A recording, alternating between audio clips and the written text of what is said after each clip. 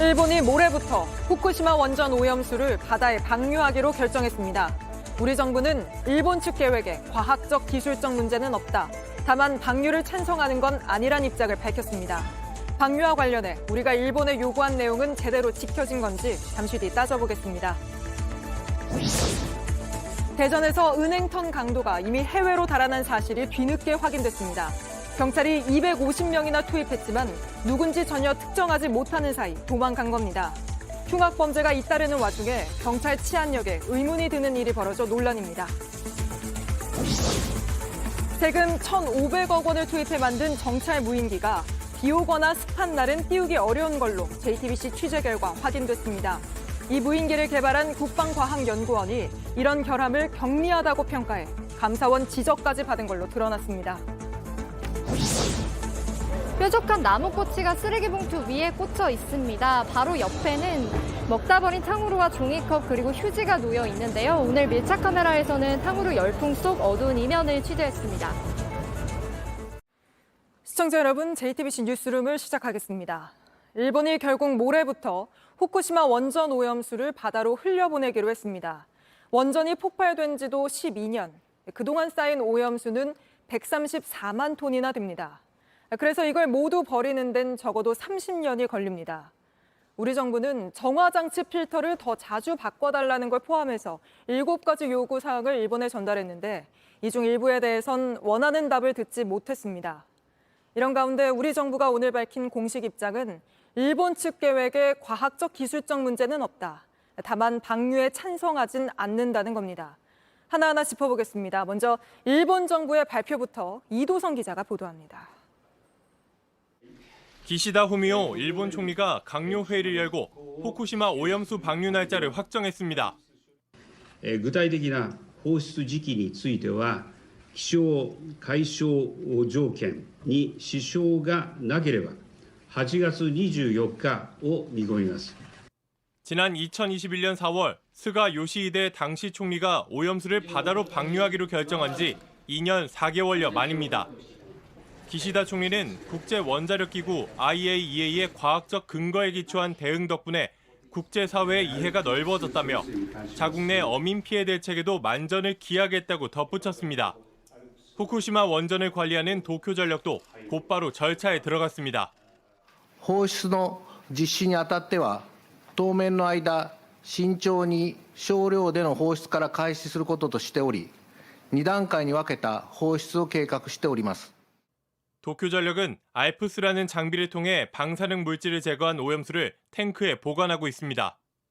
다만 삼중 수소는 알프스 장비로도 걸러지지 않기 때문에 바닷물로 희석한 뒤 해저 터널을 통해 방류한다는 계획입니다.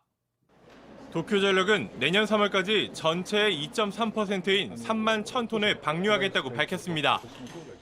IAEA는 일본 정부 결정에 대해 방류 당일부터 안전 기준에 부합하는지 확인하겠다고 밝혔습니다.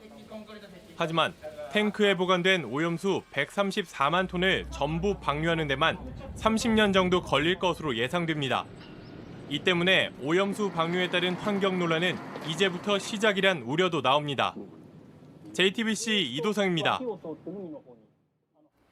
이번엔 후쿠시마현에 나가 있는 김현일 특파원 연결해 현지 분위기 들어보겠습니다. 자, 김 특파원, 뒤로 배 같은 게 보이는 것 같은데 후쿠시마현 어디까지 가 있는 겁니까? 네, 저는 지금 후쿠시마현 이와키시 오나하마항에 나와 있습니다. 후쿠시마 원전 남쪽으로 60km 떨어진 항구 도시인데요. 동일본 대지진 당시 제가 서 있는 여기도 쓰나미가 덮쳐 큰 피해를 입었습니다. 일본에서 오염수 방류를 가장 강하게 반대하는 후쿠시마 어업협동조합이 있는 곳이기도 합니다. 제가 오늘 오후부터 이곳을 돌아다니며 어민 여러 명을 만났는데 대다수가 오염수 방류 발표로 생계가 더 걱정이라고 하소연했습니다. 심지어 기자에게 당신 같으면 생선을 사 먹겠느냐는 반문도 했는데 어민 목소리 들어보시겠습니다.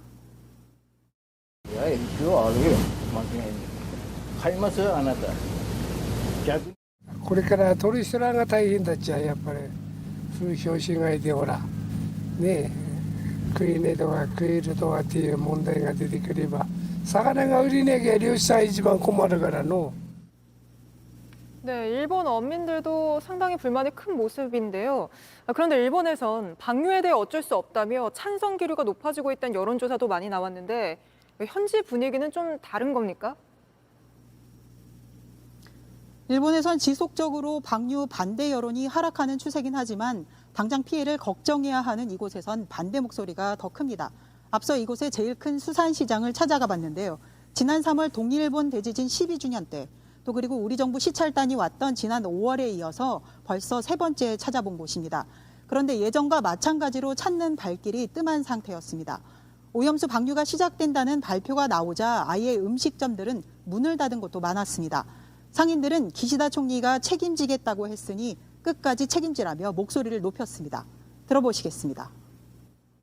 としていただくっていうのをそうしてもらわないとやっぱ私らにとっては死活問題ですから、とりあえ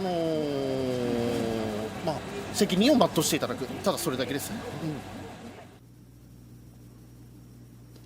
제가 만나본 이곳 주민들은 그동안 힘겹게 지역 재건을 위해 노력해온 게 자칫 오염수 방류로 물거품이 되는 게 아니냐는 걱정을 가장 많이 하고 있었습니다.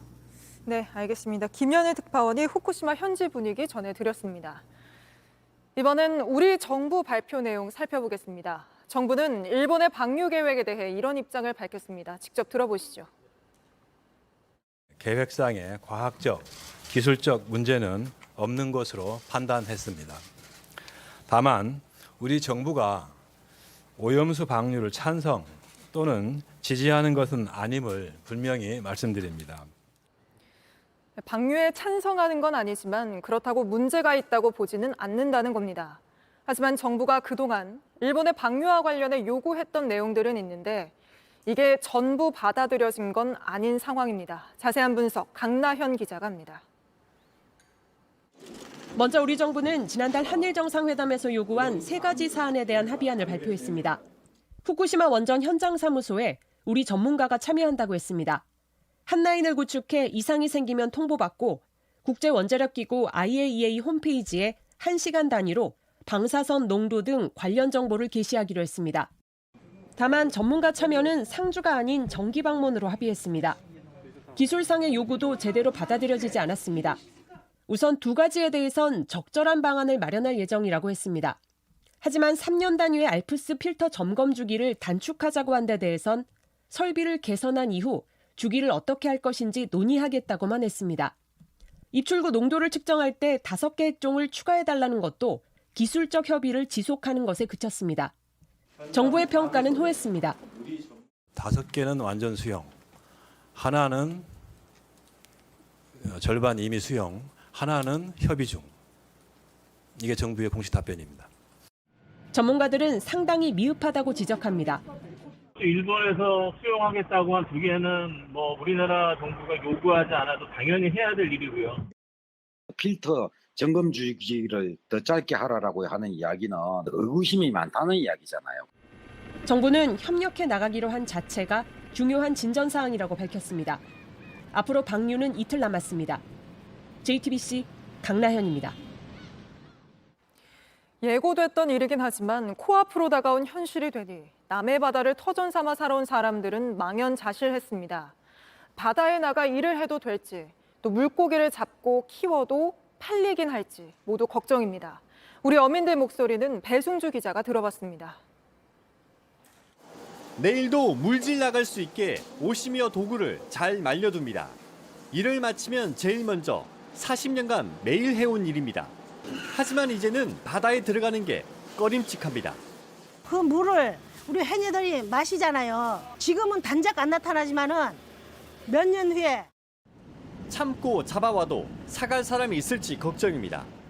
한국 사람은 제가 지금까지 40몇 년을 그 어선업을 종사하면서 보니까 나쁘다는 건 전혀 안 먹습니다. 좋다 해도 먹을까 막 하는데. 경남 거제안 가두리 양식장입니다. 이곳 어민들은 원전 오염수가 방류되면 양식업은 몰락할 수밖에 없다고 주장했습니다. 40년 넘게 일궈온 전복 양식장. 방류한단 말이 나왔을 때부터 매출은 반토막이 났습니다. 판매량이 뚝 더 떨어질 거니까 문을 닫아라고 안 해도 자신이 도산되고 영원히 아마 못 일었을 겁니다. 부산 자갈치 시장 자판마다 팔 물건은 가득한데 손님은 줄었습니다. 한국에 있는 수산물을 다 검사해갖고 다 오고 이러기 때문에 방류한다면 사람들이 뭐 물은 다 섞인다 이리 이야기하니까. 방사성 물질은 검출된 적 없지만 수치만으로는 소비자들의 불안을 잠재우기 쉽지 않습니다. 이런 분위기를 아는지 소비 급감 대책은 있는지 어민들은 정부에 묻고 싶은 게 많습니다. JTBC 배승주입니다. 얼마나 안전한 나라인지를 보여주는 사이트입니다. 우리나라는 이렇게 매우 안전하다는 의미의 초록색으로 표시돼 있고 안전 지수도 144개 나라 중 17위로 높습니다. 하지만 최근 잇따른 흉악 범죄들을 보면 과연 우리나라가 치안 강국인가 되묻게 되죠. 먼저 대낮에 산책로에서 벌어진 성폭행 살인 사건 수사 속보부터 전해드립니다.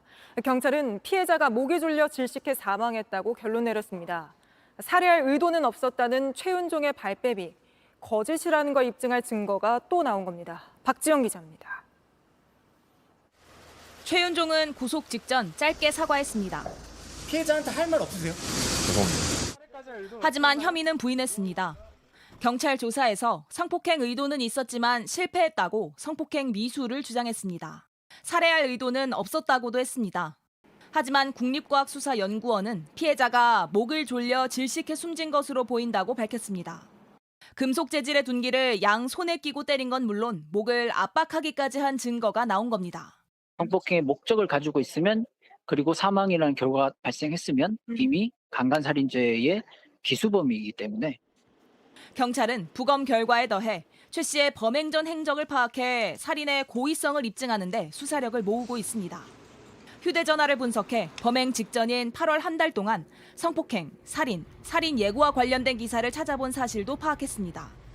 또 최윤종이 8년 전 우울증 진단을 받은 기록을 확인했지만 이와 별개로 사이코패스 검사도 하기로 했습니다. 최윤종은 범죄자 인상착의 기록 사진인 머그샷 촬영에 동의했습니다.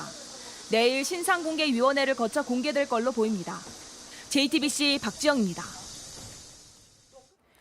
어린 학생들 사이에서도 폭력이 폭력을 불러 흉기를 휘두르는 사건이 잇따릅니다.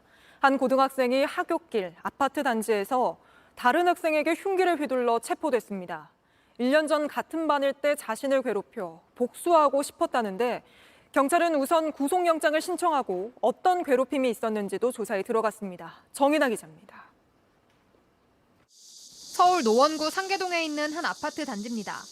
어제 오후 3시 10분쯤 이곳에서 인근 고등학교 2학년 A군이 같은 학교 동급생에게 흉기를 휘둘렀습니다. 가해 학생은 학교에서 나와 바로 앞에 있는 이곳 아파트 입구에서 피해 학생을 발견했습니다. 그리고 아파트 단지 안으로 따라 들어가 가방 속에 준비해둔 흉기를 꺼내 휘둘렀습니다. 피해 학생은 오른쪽 등과 팔목, 왼쪽 어깨 등을 찔렸습니다. 생명에는 지장이 없는 것으로 확인됐습니다. 피해 학생의 신고를 받고 현장에 온 경찰은 다른 학생 무리에 섞여가던 A군을 붙잡았습니다. 학교에서 아까 보강생 손으로 손들한테 안 되는 내용 생각 좀 해달라고 했는데 진짜 어떻게 서로 찔릴 수 있지 하면서. A군은 1년 전 자신을 괴롭힌 게 마음에 남아 흉기를 휘둘렀다고 진술했습니다. 또 경찰에 피해 학생이 내 목을 조르는 헤드록을 했다는 취지로도 말했습니다. 경찰은 A군에게 특수상해 혐의를 적용해 구속영장을 신청했습니다. JTBC 정인아입니다. 이렇게 강력 사건은 잇따르는데 경찰이 이를 제대로 막아낼 능력이 있는지 의문이 드는 일이 벌어졌습니다. 대전에서 은행턴 강도가 유유히 비행기를 타고 베트남으로 달아난 사실이 드러난 겁니다. 이 강도 잡겠다고 경찰이 250명이나 투입했는데 이틀 동안 누군지 전혀 특정하지 못하는 사이 빠져나갔습니다. 정영재 기자입니다. 은행 영업점을 털 땐 헬멧에 점퍼 차림, 오토바이를 훔칠 때는 모자를 쓰고 우산을 들었습니다. 신협에서 3,900만 원을 훔쳐 도망친 강도는 신중했습니다.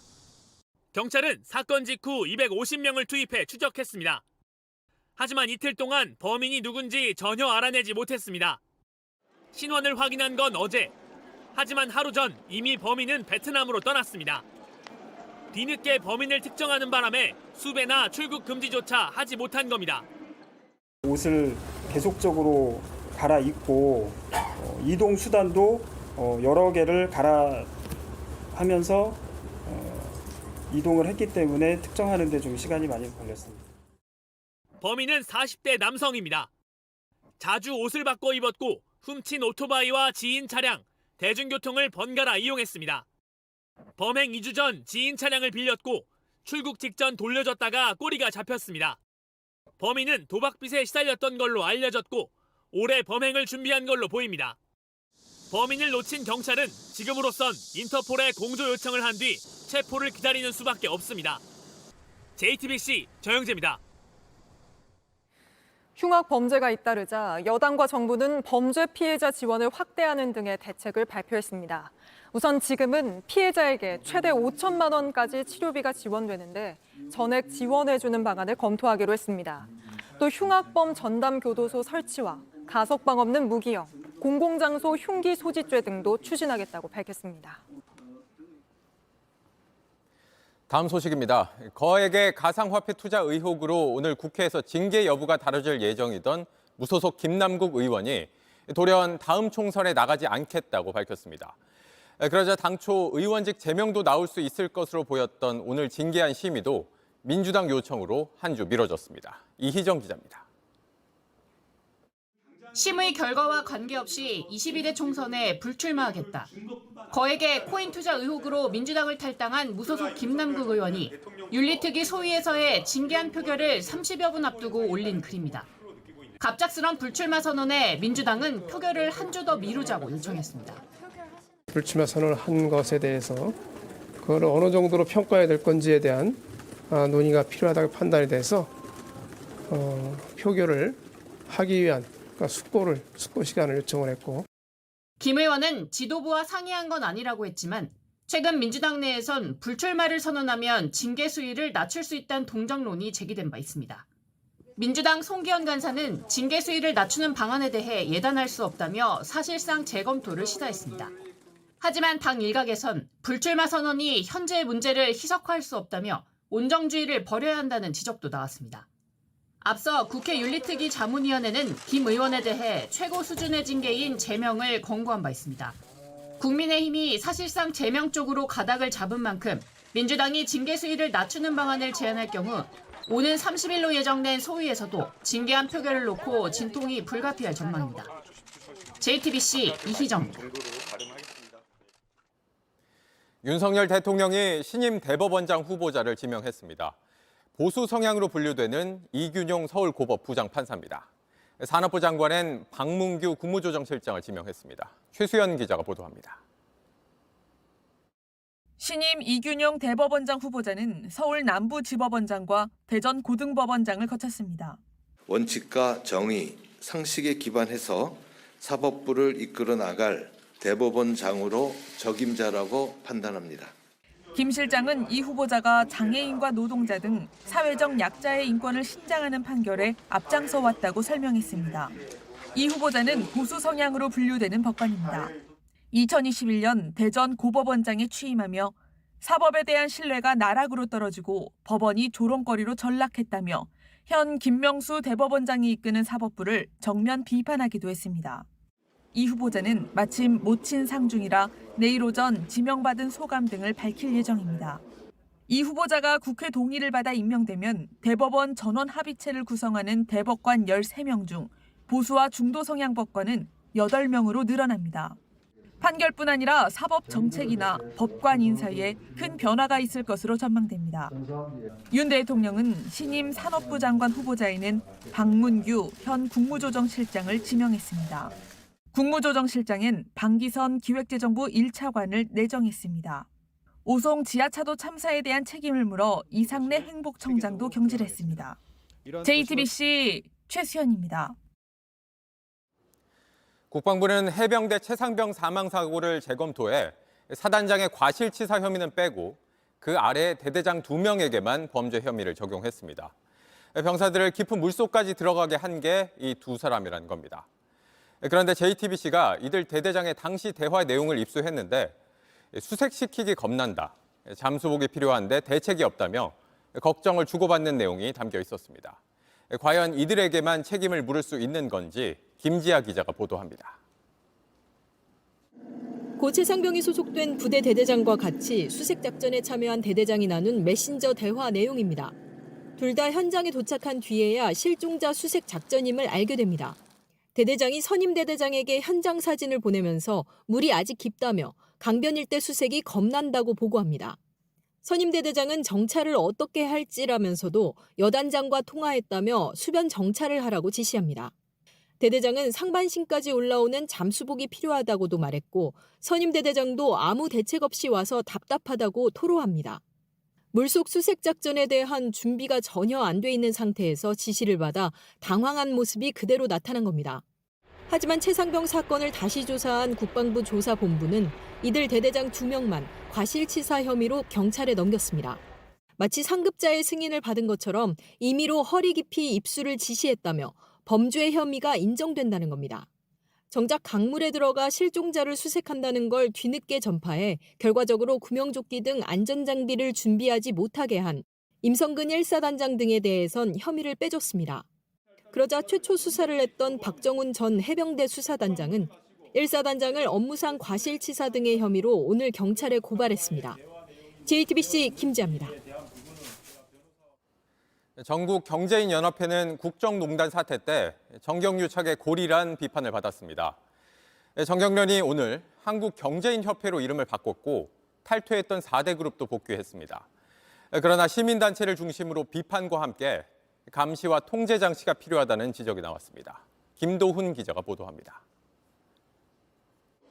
전경련은 오늘 임시총회를 열고 한국경제인협회로 명칭을 바꿨습니다. 1961년 설립할 때 이름으로 초심으로 돌아가자는 의지가 담겼다는 설명입니다. 55년 정경련 역사를 뒤로하고 한영협 시대로 나아갑니다. 부끄러운 과거와 완전히 결별하고 과감하게 변화하지 못한다면 신뢰를 회복하기 어렵습니다. 전경련은 2016년 국정농단 때 기업들로부터 K스포츠와 미르재단의 후원금을 모아 정경유착 고리로 지목받았습니다. 이후 전경련을 탈퇴했던 삼성과 현대차, SK, LG 등 4대 그룹의 주요 계열사는 이번에 6년 반 만에 복귀했습니다. 다만 4대 그룹은 본격적으로 활동하는 건 아니라고 선을 긋고 있습니다. 회비를 낼지도 회장단에 참여할지도 결정하지 못했다는 겁니다.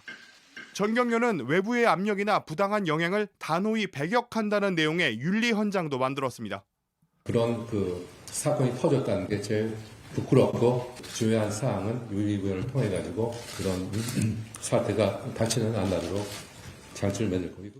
하지만 시민단체를 중심으로 4대 그룹 복귀에 대해 우려와 비판의 목소리가 큽니다. 신뢰를 회복하려면 정경유착을 막을 강력한 조항을 만들어서 지켜야 한다는 지적입니다. JTBC 김도훈입니다. 이른바 왕의 DNA 논란을 계기로 자폐아동을 키우는 부모를 상대로 엉터리 치료법을 내세워 돈벌이를 하는 연구소가 있다는 사실이 알려졌습니다. 그런데 저희가 취재해보니 강남 유명 한의원부터 영재학원까지 자폐아동 부모의 절박한 마음을 이용하는 곳이 한둘이 아니었습니다. 먼저 신진 기자입니다. 나이에 맞게 커가던 아이가 어느 날 퇴행합니다. 하던 말을 못하고 불러도 쳐다보지 않습니다. 부모들의 마음은 무너집니다. 자폐만은 아니었으면 좋겠는 거예요. 자폐 여부를 판별한다는 한 교육기관. 회초리로 겁을 줘 판정합니다. 아이 눈앞에서 회초리를 막 휘두르는 거예요. 아이가 너무 놀래가지고 저한테 뛰어온 거예요. 딱 그분이 그러시는 거예요. 이 아이는 자폐가 아니다.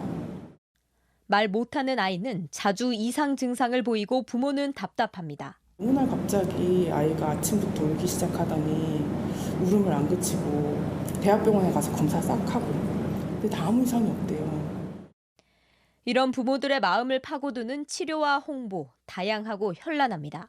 의학에서는 방법이 없다고 하는데 한의학이나 이런 동종의학에서는 좋아진 사례가 있고 서울 강남의 한 한의원, 보약을 먹으면 자폐가 거의 없어진다며 한 달에 수백만 원을 부릅니다. 근거는 명확하지 않고 장기에 열이 찼다. 열이 차서 두뇌와 소통이 안 된다. 부작용만 겪기도 합니다. 아이가 8살이었거든요, 그때. 가슴 몽우리가 이렇게 올라오는 거예요. 중단했더니 다시 없어졌어요. 대체 의학에도 매달려 보지만 결과를 책임지지 않습니다.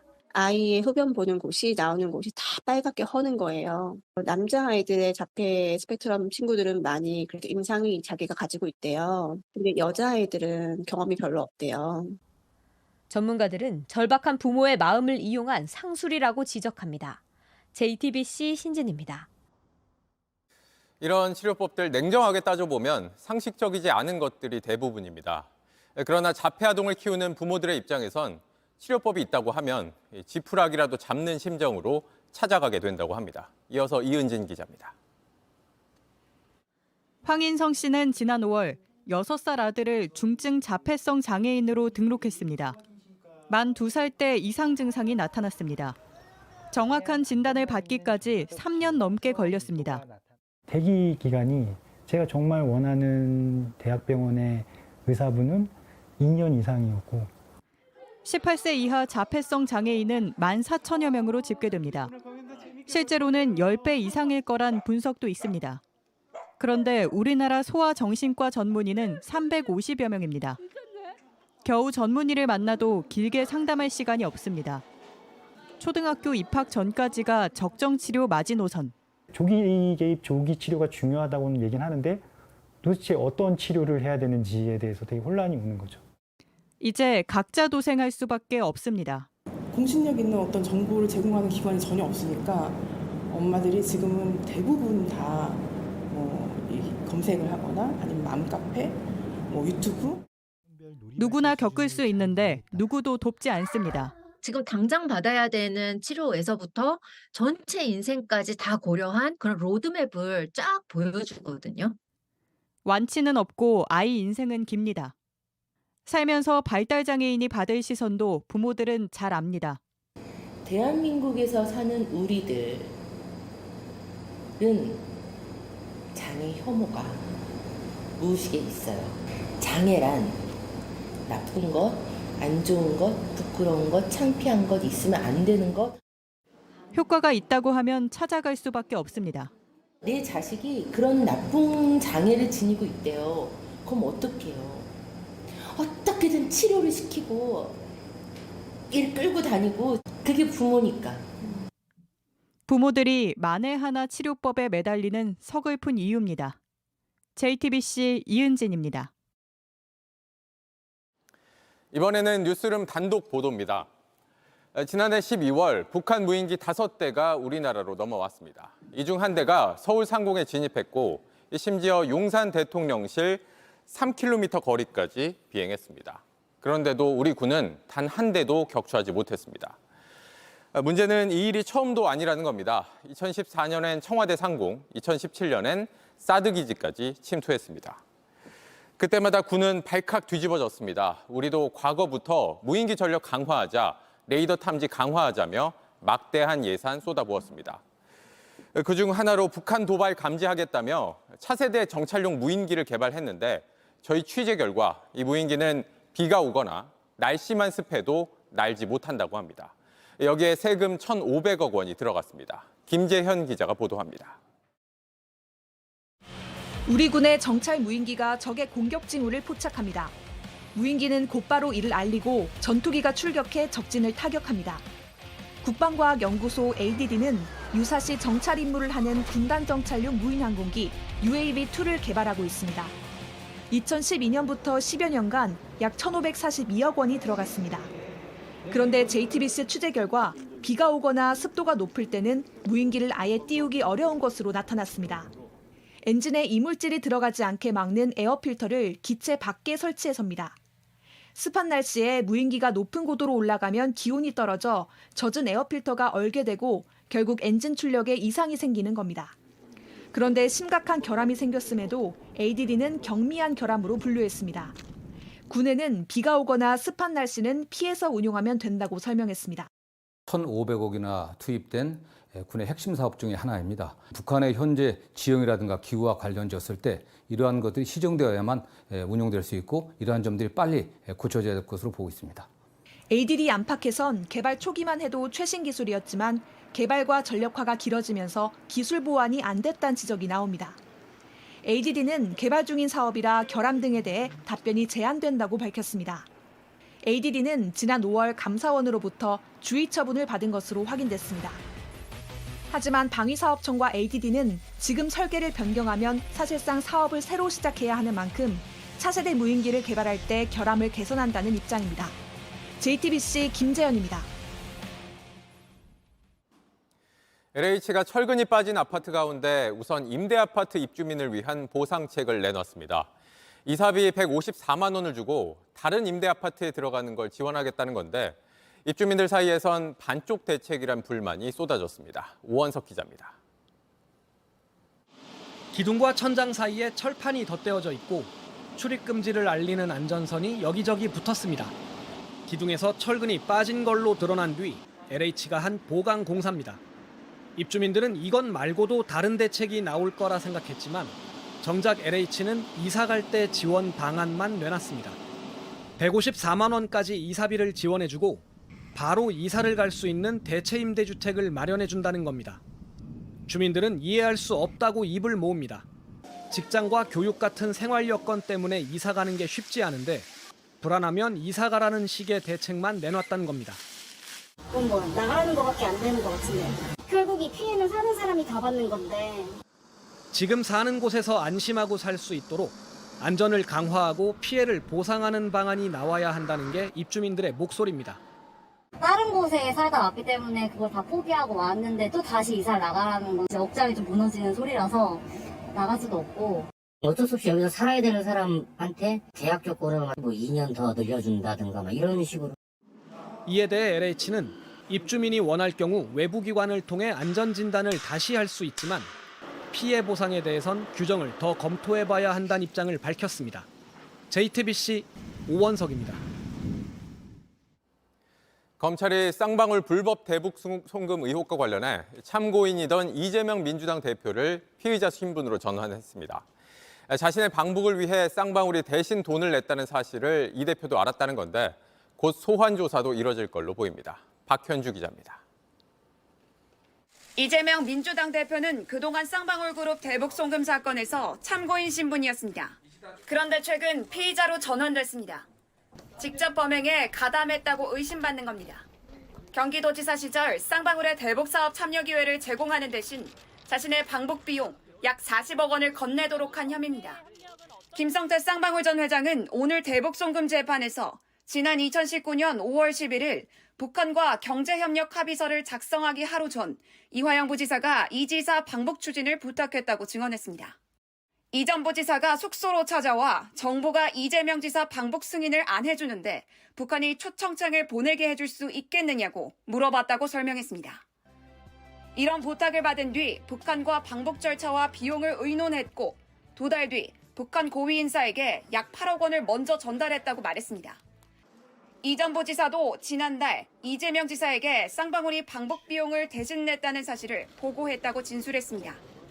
돈을 부탁했다는 측과 대신 줬다는 진술이 맞아떨어지면서 이제 이재명 대표 소환도 초읽기에 들어섰다는 전망입니다. 검찰은 이 대표에게 불리한 증언과 진술이 나온 뒤 이 전 부지사 측 변호인이 잇따라 사임하는 등 대북 송금 재판이 지연된 지점에도 주목하고 있습니다. 이 대표 측이 고의로 사법 방해를 한 게 아니냐는 겁니다. JTBC 박현주입니다. 여자 월드컵에서 스페인 축구팀이 승리한 뒤 축구협회장이 선수에게 기습적으로 입을 맞춰 논란이 거셉니다. 월드컵 우승을 부적절한 입맞춤이 망쳐버렸다고 스페인 언론도 탄식하고 있는데 모바일 이슈로 보시죠.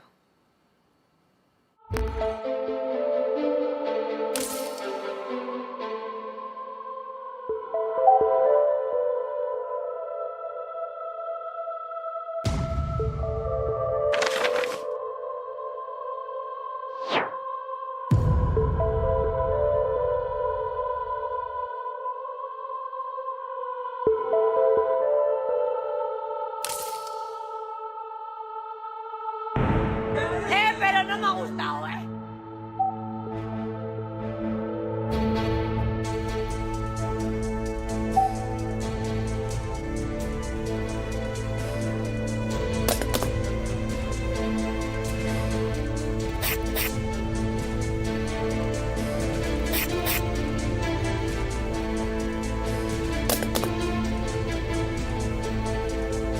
donde pues seguramente me he equivocado, lo tengo que reconocer, pues porque en un momento de máxima efusividad, sin ninguna mala intención, sin ninguna mala fe, pues bueno, ocurrió lo que ocurrió, yo creo que de manera muy espontánea.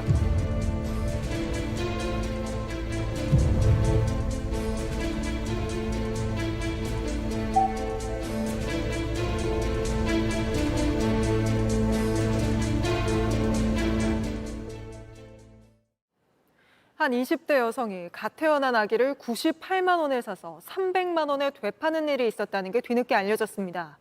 돈 주고 아기를 넘겨받은 여성은 출생 신고가 쉽지 않자 아기를 다시 베이비박스에 유기했습니다. 참 참담한 사건인데 그나마 다행인 건 아기가 이런 사실을 모른 채 입양돼 잘 커가고 있다는 겁니다. 정혜성 기자가 취재했습니다. 남자친구 사이에 아이가 생겼는데 키울 능력이 없다. 친모가 이 글을 한 인터넷 카페에 올린 건 지난 2019년 7월입니다. 한 20대 여성이 연락해왔습니다. 남편이 아이를 가질 수 없다. 잘 키우겠다고 했습니다. 친모는 병원비 98만 원을 받고 아이를 넘겼습니다. 태어난 지 6일 되던 날이었습니다. 그런데 아이를 데려간 이 여성 2시간 뒤 다른 50대 여성에게 또 넘겼습니다. 입양을 원하는 50대 여성에게 친모 행세를 하며 300만 원을 받았습니다. 2시간 만에 판매한 거는 애초에 그냥 작정을 한 거죠? 아동매매 하려고. 고의가 있었겠죠. 아이 삶은 굴곡이었습니다. 50대 여성은 출생 신고가 쉽지 않자 베이비박스에 유기했습니다. 출생 신고를 할 때 필요한 서류들이 있지 않습니까? 그런 게 없어서. 검찰은 친모를 비롯해 아이를 사고 판 여성 2명을 아동매매 혐의로 재판에 넘겼습니다. 아이는 입양돼 무사한 것으로 확인됐습니다. JTBC 정혜성입니다. 암 환자를 태운 구급차가 달려오던 승용차와 부딪혀 환자 보호자가 그 자리에서 숨지고 모두 6명이 다쳤습니다. 구급차는 사이렌을 울리며 신호를 위반한 채 서행하는 상황이었는데 승용차가 빠르게 달려온 걸로 보여 경찰은 과속 여부를 조사 중입니다. 이승환 기자입니다. 신호등에 초록불이 들어오자 대기하던 차들은 천천히 움직이기 시작합니다. 길 왼쪽편에서 사이렌 켠 구급차가 나타납니다. 움직이던 차량들이 속도를 줄이지만 멀리서 흰 승용차가 급하게 달려옵니다. 그대로 구급차 옆을 들이받고 충격에 사고 차량들은 한 바퀴 돌고서야 멈춥니다. 암 환자 이송이었고 노부부였는데 그 남자분이 암 환자였고 환자 보호자 70대 여성이 숨졌고 환자와 구급대원 등 6명이 다쳤습니다. 뒤에 있는 사람들이 그래도 안전벨트가 없어서 그래서 좀 많이 다친 것 같아요. 급한 환자를 이송하던 구급차는 적신호에 교차로에 진입했습니다. 승용차는 녹색 신호에 맞췄지만 속도를 줄이지 않았습니다. 최근 3년 119 구급차 교통사고는 400여 3건, 매년 늘고 있습니다. 전문가들은 구급차가 지나갈 때 자동으로 신호가 바뀌는 긴급 차량 우선 신호 시스템을 확대해야 한다고 말합니다. 시스템보다 급한 건 구급차를 먼저 배려하는 마음입니다. JTBC 이승환입니다. 직장인 익명 커뮤니티 블라인드에 경찰청 직원 계정으로 살인 예고글을 올린 30대 남성이 붙잡혔습니다. 그런데 경찰이 아닌 일반 회사원으로 드러났습니다. 송승환 기자입니다. 옷으로 얼굴을 가린 남성이 내립니다. 그런 걸 올리는 목적이 뭔가요? 경찰 왜 사칭했나요? 어제 경찰청 블라인드에 강남역 칼부림 예고글을 올린 30대 남성 김모 씨입니다. 김 씨는 오늘 아침 8시 반쯤 서울 중랑구 집 주변에서 협박 혐의로 긴급 체포됐습니다. 김 씨는 전현직 경찰이 아닌 일반 회사원으로 확인됐습니다. 경찰은 김 씨가 쓴 블라인드의 글을 모두 조사했습니다. 카카오톡 오픈 채팅방 주소 등 정보를 단서로 김 씨의 실명을 확인했습니다. 그리고 이 이름을 가진 경찰을 살펴봤습니다. 모두 6명이 나왔는데 이름만 같을 뿐 글을 올리진 않은 걸로 확인했습니다. 이후 추가 단서를 확보해 범위를 좁히면서 김 씨를 붙잡았습니다. 블라인드 측은 경찰이 협조 요청을 했지만 정보를 제공하진 않았다고 밝혔습니다. 카카오 측은 수사기관이 적법한 절차를 통해 요청하면 정보를 줄 수 있다며 다만 개별 사건에 대해 요청이 있었는지는 밝힐 수 없다고 했습니다.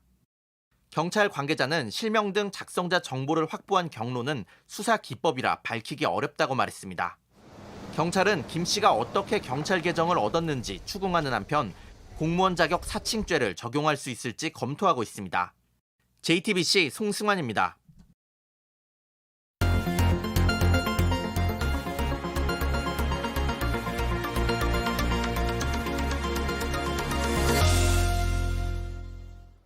과일을 꼬치에 꽂고 설탕물을 묻혀서 과일 사탕처럼 만든 탕후루가 요즘 인기입니다.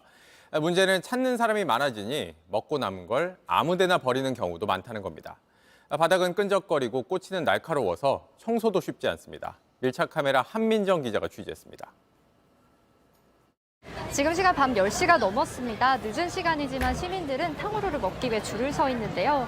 바로 옆쪽에는 나무꽂이를 끼울 수 있는 큰 통이 마련이 되어 있습니다. 사람들이 쓰레기를 버리는 걸 막기 위해 상인이 설치한 겁니다. 하지만 골목 바닥에는 먹다 버린 탕후루 과일과 꼬치 등이 버려져 있습니다. 더 돌아봤습니다. 화단에도 하수구 위에도 계단에도 탕후루 쓰레기가 있습니다. 제가 여기서 15분간 땅에 떨어진 탕후루 꼬치를 주워봤는데요. 준비해온 1.5리터 페트병이 금세 가득 찼습니다. 세어보니 30cm 길이 나무 꼬치가 80개나 됩니다. 이곳에는 무단으로 쓰레기를 버리는 것을 금지한다는 표지판이 붙어 있습니다. 그런데 바로 바닥 아래에는 탕후루 꼬치 쓰레기들이 무더기로 떨어져 있습니다. 바로 옆에는 일반 봉지에도 이 뾰족한 나무 꼬치가 꽂혀 있는데요. 사람들이 이곳 근처에서 먹다가 그대로 버리고 간 걸로 보입니다. 지저분해지잖아요. 끈적이기도 하고 누군가가 이렇게 한 사람이 버리면 거기에 계속 이제 버리게 되더라고요. 편의점과 식당, 카페에는 탕후루 반입 금지 안내문까지 붙었습니다. 쓰레기 봉투 버리면 찢어지니까 그리고 저희도 버리니까 난감해서 버리지 말라고 써놓은 거예요. 탕후루를 파는 곳도 방법이 없습니다. 가게 주변에만큼은 제가 수시로 체크 정리를 하죠. 그냥 드시고 나면 제 집에 갖다 주세요라고 어떻게 할 수가 없죠. 탕후루 꼬치는 부러뜨려서 일반 쓰레기로 버려야 합니다. 잘 썰리지도 않아요. 꼬치는 빗자루에도 이렇게 걸리고 또 앉아서 이렇게 해서 이렇게 버려요. 하지만 잘 알지 못합니다. 아, 버리면 안 되는 건가요? 그런 맞네, 이게. 좀 하기가 엉거리니까. 치우다 보면 날카로운 꼬치에 찔려 다칠 때가 많습니다. 탕후루뿐 아니라 감자나 닭꼬치 등 다른 것들도 문제입니다. 저도 피나고 그랬습니다. 끼워도 이렇게 뚫고 들어오죠. 뾰족하니까. 환경부는 제대로 파악조차 못하고 있습니다. 통계가 잡히는 건 없어요. 가이드라인에는 봉투가 찢어지지 않도록 꺾어서 버려달라든지 이 정도 추가할 수는 있을 겁니다. 탕후루를 먹는 사람들이 늘어나면서 버리는 몸살을 앓고 있습니다. 맛있게 먹는 것도 좋지만 뒤처리도 아름다워야 하지 않을까요? 밀착 카메라 한민정입니다. 내년부터 지하철과 버스를 자주 이용하는 승객들은 연간 21만 원까지 돌려받을 수 있게 됐습니다. 정부 여당이 내년 7월부터 이른바 K패스를 도입하겠다고 했습니다. 송우영 기자입니다. 정부와 국민의힘이 추진하는 K패스는 지하철과 버스의 통합 이용권입니다. 한 달에 21번 이상 대중교통을 이용한 사람에겐 교통비의 20%, 연간 최대 21만 6천 원까지 환급해주는 방식입니다. 지금도 이렇게 자전거를 타거나 걷는 사람한테는 교통비를 깎아주는 알뜰 교통카드 제도가 있습니다. 하지만 너무 복잡해서 이용률이 떨어진다는 지적이 나오니까 앞으로는 이용 횟수만 고려해서 환급해주기로 했습니다. 청년은 연간 최대 32만 4천 원까지, 저소득층은 최대 57만 6천 원까지 혜택을 늘리기로 했습니다. 지원받지 못하던 걸 지원받는 거니까 긍정적이라고 생각이 드는데 충분히 여유가 있는 사람들이 대중교통을 이용하는 경우들도 많이 있는데 이 사람들까지 지원을 해주는 게 맞느냐에 대해서는 조금 더 고려가. K패스는 신용카드 등 기존 교통카드로 대중교통을 이용하는 사람들에게 모두 적용됩니다. JTBC 송우영입니다.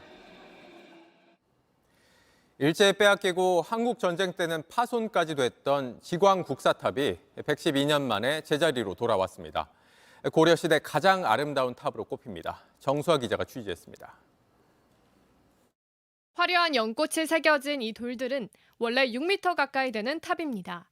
1000년 전 고려시대 석탑 중에서도 솜씨가 으뜸으로 꼽힙니다. 일제강점기 오사카로 무단 반출됐다 이곳저곳을 떠돌았고 간신히 경복궁으로 돌아왔습니다. 그러나 6.25 전쟁 때 폭격을 맞는 바람에 12,000여 개 조각으로 부서졌습니다.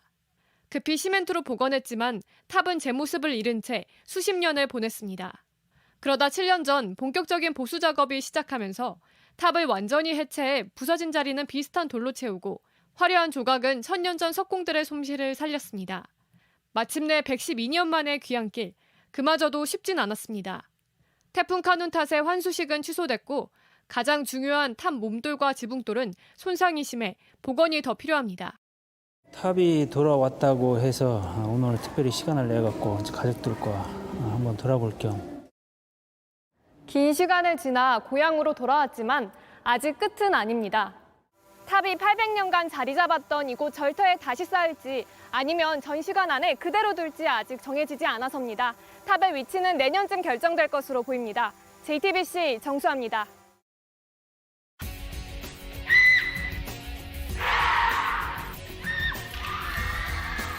네, 보신 것처럼 두꺼운 돌 3장을 단번에 깨버립니다. 공중을 날아타며 송판 6장을 깨기도 하는데요. 북한 태권도 선수단이 카자흐스탄에서 보여준 시범 공연입니다. 우리 태권도 공연단이 음악을 활용한 화려한 몸놀림에 가깝다면 북한의 공연은 격파와 낙법 같은 실전 기술 위주인 게 눈에 들어오죠. 북한 태권도는 팬데믹 이후 어느 무대에서도 볼 수가 없었는데요. 3년 7개월 만에 모습을 드러냈습니다. 다음 달엔 항저우 아시안게임에도 출전할 예정이라고 합니다. 이렇게 화려한 묘기가 CG가 아니고 진짜라는 게 믿어지시나요? 자전거에서 튀어오른 뒤 2바퀴를 돌리는 데 성공하는가 하면 이런 슈퍼맨 동작도 선보입니다. 세계 최초로 시도한 동작도 있다는데요. 공중을 돌면서 손을 놓는 바로 이 동작입니다. 날아다닌다는 표현이 정확할 것 같은데 다치면 어쩌나 무서울 법도 하지만 35세 스페인 선수는 새 기술에 도전하는 게 가장 즐겁다는 소감을 내놨습니다. 오늘 서쪽 지역을 중심으로 많은 비가 쏟아졌습니다. 짧은 시간 강한 비가 내렸던 중부와 호남은 폭염특보가 해제됐고요. 서울은 호우주의보까지 내려졌습니다. 지금도 내륙 곳곳에 비구름이 지나고 있는데요. 오늘 밤까지 비가 오다 그치기를 반복하겠고 자정 무렵이면 서해상에서 만들어진 강한 비구름이 유입되면서 빗줄기가 더 강해지겠습니다. 내일도 오늘처럼 중부와 호남에 비가 집중되겠습니다. 서울을 포함한 수도권에 150mm 이상, 충청과 호남에 30에서 80mm가 예상되고요. 해안가를 따라서는 120mm 이상의 세찬 비가 내리겠습니다. 특히 서울은 내일 출근 시간대에 비가 집중되겠습니다. 시간당 30에서 60mm의 폭우가 쏟아질 수 있어서 주의가 필요하겠습니다. 내일 전국이 대체로 흐리겠고 상대적으로 비가 적게 내리는 영남 지역은 여전히 후덥지근하겠습니다. 내일 아침 기온 서울, 전주 25도, 부산 26도 예상되고요. 낮 기온은 서울 27도, 대구는 33도까지 오르겠습니다. 이번 비는 금요일 오전까지 길게 이어지겠고요. 모레는 남부지방을 중심으로 강한 비가 쏟아지겠습니다. 날씨였습니다. 뉴스룸 저희가 준비한 소식은 여기까지입니다. 네, 시청해주신 여러분 고맙습니다.